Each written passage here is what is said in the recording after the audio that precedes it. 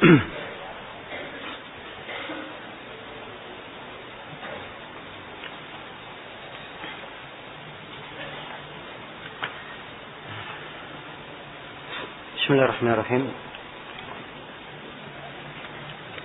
Alhamdulillahi Rabbil Alamin. Wassalatu wassalamu ala al-mabu'uthi rahmatan lil alamin. Nabiyyina Muhammad wa ala alihi wa ashabihi wa man tabi'ahum bi ihsanin ila yaumiddin, amma ba'd. Ini majelis yang ke-13 dari syarah Ad-Durr al-Bahiyah fil Masail al-Fiqhiyah karya Al-Imam Asy-Syaukani rahimahullah, dari doroh fikih kita di hari yang ketiga ini.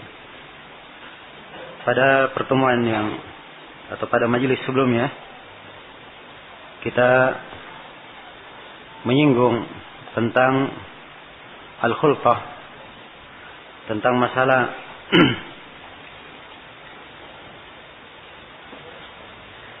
percampuran kepemilikan, dan kita telah sebutkan berapa syarat? 3 syarat. Masih tersisa 2 syarat lagi dari syarat al-khulfah, yaitu disyaratkan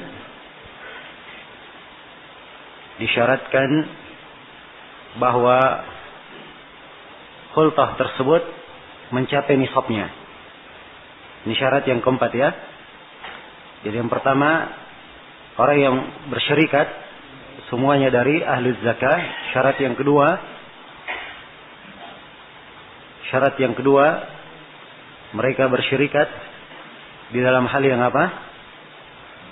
Sama dalam wasf khulfahnya, dan kita sebutkan ada 5 sifat yang harus sama dan harus terpenuhi. Kemudian yang ketiga, apa yang ketiga?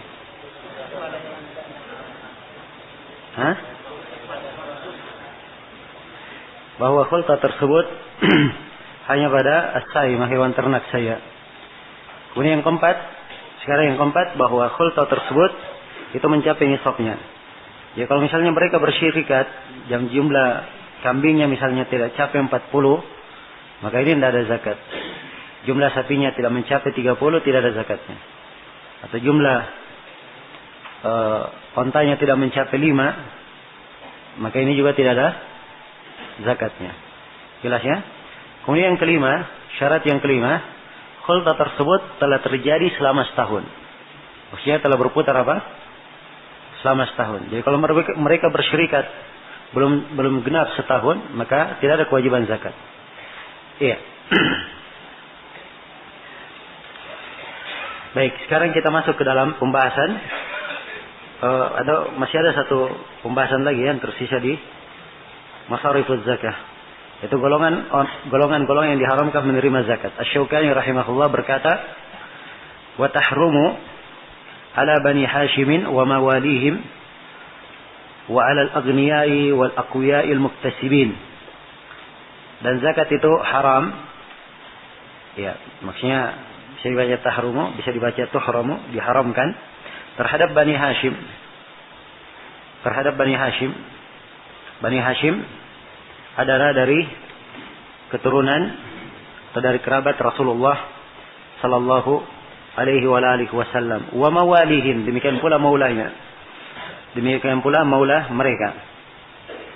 Nah, dasarnya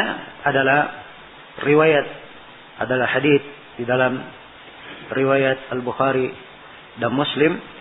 Rasulullah sallallahu alaihi wa alihi wasallam bersabda, "Inna la tahillu lana shadaqah."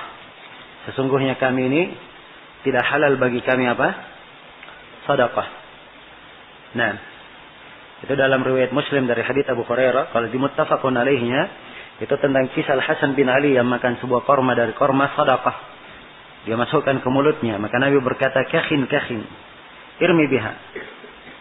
Perintah untuk melemparkannya. "Ama alimta anna la na'kulu sedekah." Tidakkah kamu tahu bahwa kita, yaitu Bani Hashim, tidak makan sedekah? Ya, demikian pula maulanya. Ada sebagian riwayat disebutkan la tahillu li ali Muhammad, tidak halal bagi keluarga Muhammad. Ya, dan maula dari satu kaum itu dihitung kepada kaum tersebut. Dihitung kepada kaum tersebut. Maka maula dari Bani Hashim juga tidak memakan sedekah. Kenapa mereka tidak memakan dari sedekah, dari zakat? Sebab zakat itu diterangkan adalah awsakhun nas, awsakh an-nas. Dan ini juga penjagaan Allah Subhanahu wa taala untuk Rasulullah dan kerabatnya. Allah ingin mensucikan mereka. Ya, ingin mensucikan mereka. Ya, dan pembagian mereka telah ada di mana? Telah ditetapkan pembagian mereka di al-ghanimah dan al-fai. Ya, sebab disebutkan di ghanimah dan al-fai, dawil qurba, dawil qurba itu kerabat Rasulullah sallallahu alaihi wasallam, sebagaimana yang insyaallah taala kita akan jelaskan di pembahasan berikutnya atau di pembahasan setelah zakat atau setelah pembahasan zakat fitri. Baik. Kemudian berikutnya yang diharamkan menerima sedekah, menerima zakat ala al-agniya, orang-orang kaya. Ya, orang kaya bukan tempat atau bukan orang yang berhak menerima zakat. Ya, dia punya kecukupan yang harusnya dia tidak perlu mengambil dari zakat tersebut. Ya, kemudian yang ketiga adalah al-aqwiya al-muktasibin. Orang-orang kuat yang mampu bekerja. Orang kuat apa? Mampu bekerja. Ya. Adapun kalau dia kuat tapi dia tidak mampu bekerja di pekerjaan tertentu, dia belum mendapatkan pekerjaan, boleh diberi sampai dia apa? Dia mampu untuk bekerja, atau boleh diberi dari zakat apa yang dengannya dia bisa belajar untuk bekerja dan memanfaatkan potensi yang dia miliki. Iya. Baik, ini dua golongan yang terakhir, orang kaya dan orang kuat yang tidak mampu bekerja atau orang kuat yang mampu bekerja, ini mereka tidak menerima zakat berdasarkan hadits Abdullah bin Amr bin As yang diriwayatkan oleh Imam Limah. Iya. Kecuali Ibnu Majah dan An-Nasai, Rasulullah sallallahu alaihi wasallam bersabda, "La tahillu shadaqatu li ghaniyyin wala li dhawi mirratin sawiyyin." Sungguhnya sedekah itu, ya, sedekah artinya apa? Zakat. Ya, sebab zakat kadang dinamakan dengan nama apa? Sedekah. Sungguhnya zakat tidaklah halal bagi orang yang kaya dan tidak pula bagi orang yang punya mirrah, punya kekuatan. Sawiyin, dan masih apa? Sawi, masih normal. Dia mampu untuk bekerja. Ya, ini dalilnya. Kemudian di bab berikutnya kata penulis rahimahullahu taala, babu shadaqatil fitri. Bab sedekah al-fitri. Sedekah bermakna zakat al-fitri. Sebab zakat itu penggunaannya dua. Ada zakat wajib dan ada zakat apa? Sunnah. Zakat sunnah ini biasanya di kalangan kita itu lebih identik disebut dengan nama apa? Dengan nama sedekah. Iya. Yang hakikat syar'inya sedekah juga terbagi dua. Ada sedekah yang wajib, itulah zakat wajib dalam istilah kita zakat. Dan ada sedekah sunnah. Jelas ya? Karena itu di penyebutan asnaf orang-orang yang menerima zakat, dibahasakan zakat itu dengan apa? Innamas sadaqatu, sungguhnya as-sadaqat. Dan di ayat yang lainnya, khudh min amwalihim sadaqatan tutahhiruhum, disebut dengan sadaqah. Al-fitri berbuka. Al-fitri artinya apa? Berbuka. Jadi zakat ini disandarkan kepada al-fitri, ini dari penyandaran sesuatu kepada sebabnya. Penyandaran sesuatu karena apa? Karena sebabnya. Artinya sedekah ini dia diwajibkan karena adanya fitri, adanya berbuka, karena dia sudah selesai menunaikan puasa apa? Puasa Ramadan. Ya, ini sedekatul fitri. Ya, kebanyakan fuqaha membahas masalah zakat fitri ini di bab zakat. Dan sebagian ahli fikih ada yang membahasnya di bab puasa, sebab dia memang terkait dengan apa? Puasa, dan dibahas di bab zakat itu insyaallah lebih layak. Sebab dia kaitannya memang dengan zakat. Asy-Syaukani di sini menguraikan pembahasan-pembahasan di dalam masalah zakat fitri ini. Dan ada 5 pembahasan yang kita garis bawahi. Yang pertama, ukuran zakat yang dikeluarkan. Ya, kata beliau, hiya sa'un minal qutil mu'tadi an kulli fard. Dia adalah satu sa' yang dikeluarkan dari qutil mu'tad, dari makanan yang pertengahan, yang wajar yang pertengahan dia makan.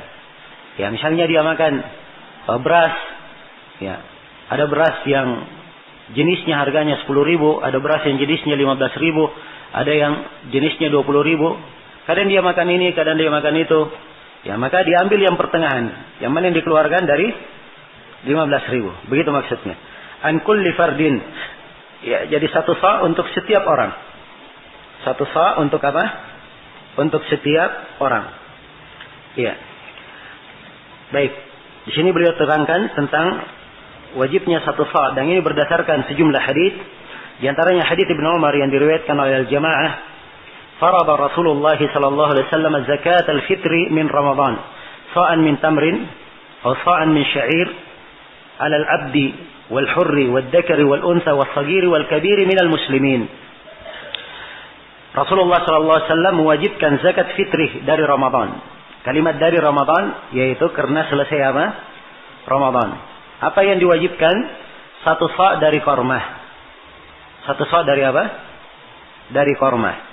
Atau 1 sa' dari syair. 1 sa' dari syair. Jadi disebut di sini 1 sa'. Menunjukkan yang dikeluarkan adalah apa? 1 sa'. Iya. Alal abdi. Kewajiban ini alal abdi wal hur. Terhadap budak dan terhadap apa? Orang yang bebas. Terhadap budak siapa yang menanggung? Hah? Terhadap tuannya yang menanggungnya. Iya. Jelas ya? Tuannya yang menanggungnya. Kecuali kalau tuannya izinkan dia bekerja, ya maka tidak ada masalah dia bekerja. Wal hur, dan kepada orang yang bebas. Wad dzakari wal unsa, terhadap laki-laki dan perempuan. Tidak ada perbedaan laki-laki dan perempuan. Semuanya ada kewajiban. Ya, wad dzakari wal unsa. Dzakar wal unsa termasuk apa namanya? Suami dan istri. Suami menanggung zakatnya sendiri, istri menanggung zakatnya sendiri, itu asalnya. Iya. Asalnya itu. Jelas ya? Jadi asalnya suami dia mengeluarkan zakatnya sendiri. Ya. Untuk istrinya itu kalau dia punya kelebihan, maka dia memberikan juga untuk apa? Untuk istrinya. Dan kelebihan yang dikeluarkan ini tentunya kalau dia punya kecukupan dari telah mencukupi kecukupan seharinya dan masih tersisa dari kecukupannya itu kadar 1 sa'. Ya, 1 sa' ini dikeluarkan untuk dirinya. Kalau masih tersisa 2 sa', maka dikeluarkan untuk istrinya. Kalau dia punya istri. Ya, kalau dia punya 5 anak, ada tersisa 5 sa', dia keluarkan 5 sa' yang lain, 5 sa' yang lainnya. Jelas ya? Was-saghiri wal kabir, terhadap anak kecil maupun orang besar. Ya, yang kecil maupun besar. Kalau ada anak kecil, ini kewajibannya ditanggung oleh siapa? Ditanggung oleh orang tua. Ya, jelas ya? Maka ini hanya diperuntukkan untuk orang yang hidup.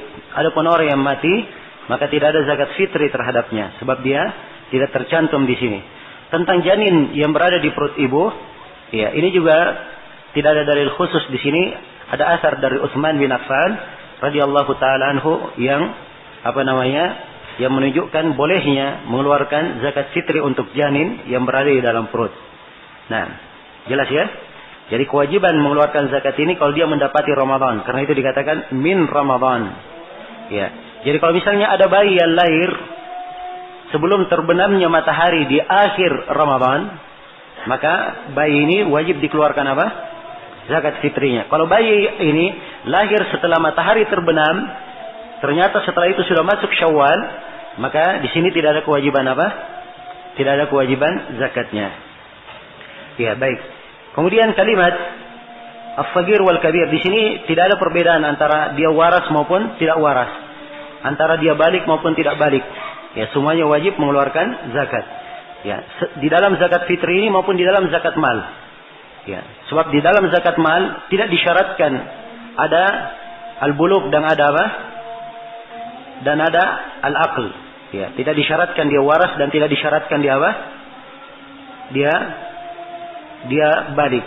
Sebab khitab perintah mengeluarkan zakat itu bukan khitab taklif, tapi khitab wad'i.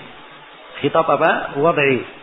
Ya, dia memang kewajiban yang dikeluarkan pada harta, tidak terkait ya apakah pemiliknya waras maupun tidak. Hartanya ada mencapai nisab, itu dikeluarkan. Jelas ya? Itu dikeluarkan. Demikian. Kemudian kata beliau rahimahullah, baik itu hadis yang kita sebutkan ya dari riwayat al-Jamaah, itu dalilnya. Ya, keluarkan 1 sa' minal qut al-mu'tada, dari makanan yang sewajarnya. Tatkala di kota Madinah ada makanan-makanan tertentu yang dimakan, maka itu yang disebutkan oleh Abu Sa'id Al-Khudri dalam riwayat Bukhari dan Muslim.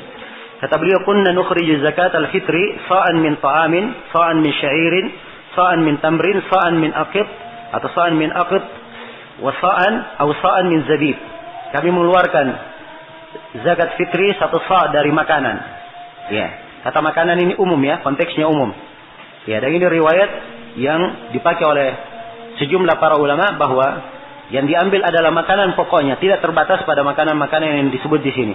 Di kota Madinah yang banyaknya dimakan adalah syair, korma, ya, aqid. Ya, aqid ini apa? Susu yang dikeringkan. Susu yang dikeringkan. Ya, dengan kata lainnya apa? Keju. Ya, baik. Atau kismis. Ini makanan yang kebanyakannya dimakan. Tapi tidak terbatas pada 4 jenis makanan yang disebut. Makanan apa saja yang merupakan makanan pokoknya, itu yang dikeluarkan. Itu yang dia keluarkan. Jelas ya? Seperti kita makanan pokok kita di sini beras, kita mengeluarkan apa? Kita mengeluarkan beras. Kita mengeluarkan beras. Iya. Baik. Kalau misalnya ada yang makanan hariannya dari jenis-jenis ini, misalnya tiap harinya juga dia makan korma, maka dia keluarkan beras dan keluarkan juga apa? Korma. Kalau dia ingin juga mengeluarkan dari korma. Ya, jelas ya? Tidak ada masalah insyaallah taala. Baik. Jadi dari al-qut al-mu'tadah. Ya, dan ini didalilkan juga dari ayat min awsati ma tut'imuna ahlikum. Ya.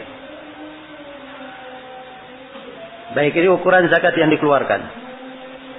Kemudian berikutnya kata Syaukani rahimahullah, wal wujubu ala sayyidil abdi wa mumtikus sagiri wa nahwihi. Dan wajib zakat itu terhadap tuan hamba dan apa? Orang yang menafkahi anak kecil dan yang semisalnya. Ini pembahasan yang kedua, syarat-syarat kewajiban zakat fitri. Nah, adzan dulu.